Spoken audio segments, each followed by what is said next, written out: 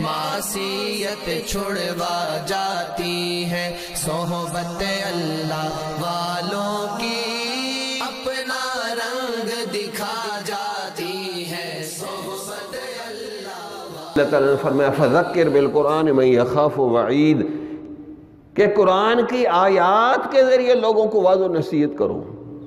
ان ھذہ تذکرہ فمن شاء اتخذ الی ربہ سبیلا، یہ قرآن نصیحت نامہ ہے، اب کھلی چھٹی ہے، جو چاہے اس قرآن کے ذریعے اللہ تک محبت کا راستہ بنا لے، کھلی چھٹی ہے، آ جاؤ۔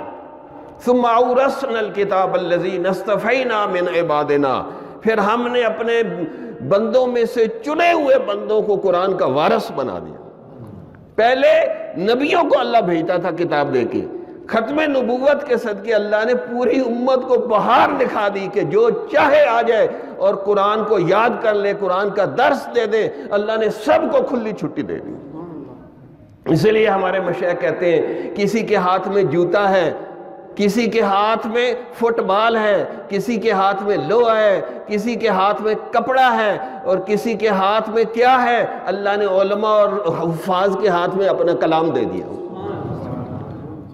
ان ہاتھوں کی بھی قدر ہے، نسبت سے قدر بدل جاتی ہے۔ ایک گتا ہے، آپ کسی عام کتاب کو لگا دیں، لوگ اٹھا کے پھینک دیتے ہیں، ایک گتا قرآن کو لگا دو، قرآن کو بھی لوگ سر اور آنکھوں کے اوپر رکھتے ہیں اور اس گتے کو بھی سر اور آنکھوں پہ رکھتے ہیں، یہ نسبت ہے۔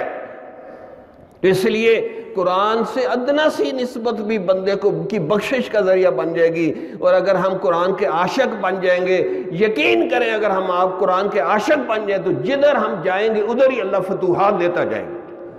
یہ قرآن فتوحات کی کتاب ہے، فتح کرنے والی۔ جمال الوجود بذکر الإله وتصف